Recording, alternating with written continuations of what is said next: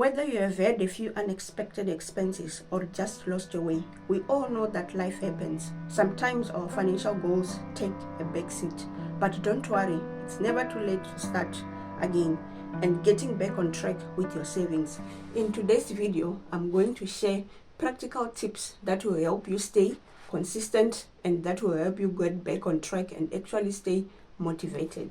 Tip number one is that you need to set specific financial goals. What do you want to save for? Define your short-term goals, your medium-term, and your long-term goals. For example, on your short-term goal, you can say, I want to save for a vacation, or I want to save for a specific bag. On your medium-term, you can say, I want to save for an emergency fund. And for your long-term goal, you can say, I want to save for a house, maybe for a deposit for a house, or I want to save for retirement or save for kids' college education. It depends on your goals. That's why it's very, very important for you to set specific financial goals. And tip number two is that you need to create a budget. A budget is not there to restrict you from spending your money. So don't be afraid to create a budget. It's there to direct you and also for you to see where your finances are going. So when you create a budget, it will actually help you stay consistent because you'll be able to allocate money for your short-term, medium, and long-term goals savings. So it's very, very important for you to create a budget. And tip number three is that you need to treat your savings just like your expenses. Just the way that you pay your bills at the end of each and every month. Treat your savings the same way. Don't compromise and say, but I want to do this month. Let me fill this gap. I will just save maybe $100 or £100.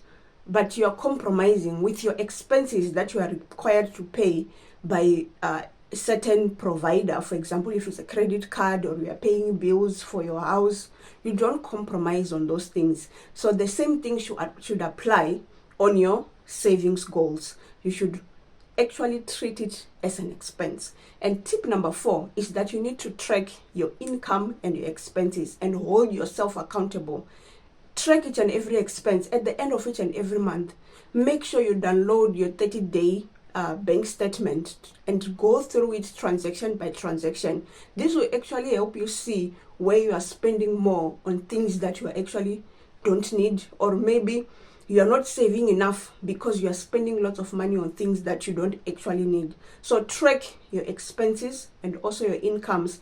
This goes back to the budget part to say if you are tracking your expenses, you'll be able to allocate things accordingly on your budget. And tip number five is that you need to avoid having unplanned purchases.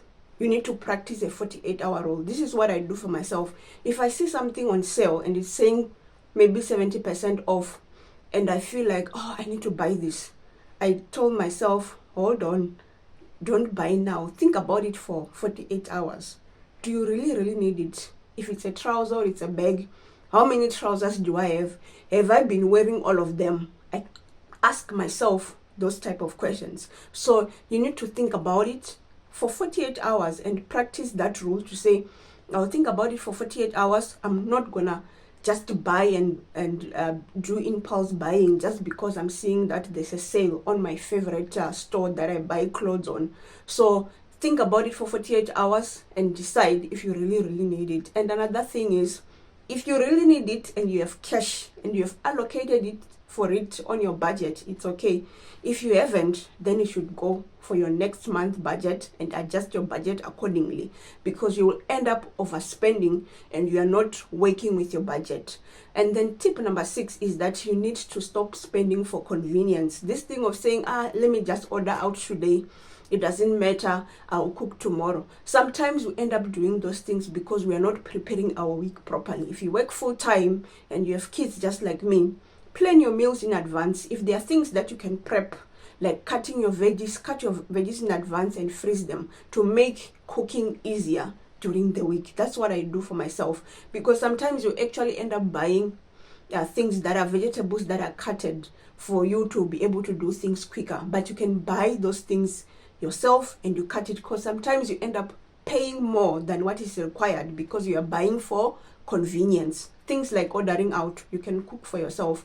I'm not saying that don't eat out, but if you have not accounted for it on your budget, you don't have to be buying. So that's why a budget is very, very important for you to see how you are managing your money. It's not there to restrict you, to say you can't do this, you can't buy that, but it directs your money on where it has to go. So this really helps you to save more and also keep more money at the end of each and every month. And the last tip is that you need to automate your savings. It's very, very important.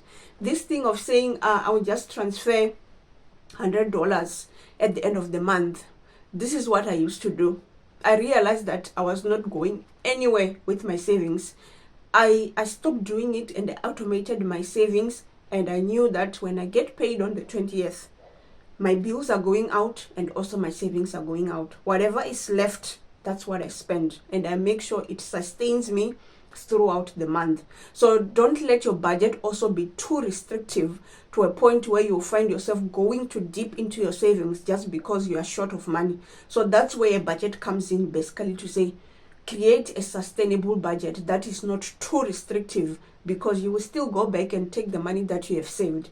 And also, when you are saying you are saving for short term, long term, or medium term, maybe you have different accounts where you can allocate cash for those things at the end of each and every month. That way you know that it's sorted. For long term, usually if it's for retirement, maybe you need to invest in the stock market. It's not so easy for you to take out the money. I know it's liquid, but long-term savings, it's money that you should never touch because it's for the future.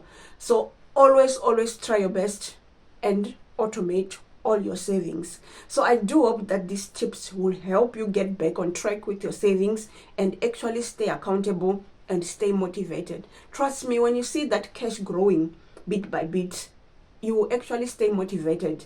And don't try to start with big amounts if you are not in the right financial positions and you still have lots of debts to pay, for example. Try and allocate things that are manageable, and that will help you stay consistent with your savings. So I do hope this video was good, and I will see you on the next one. Bye.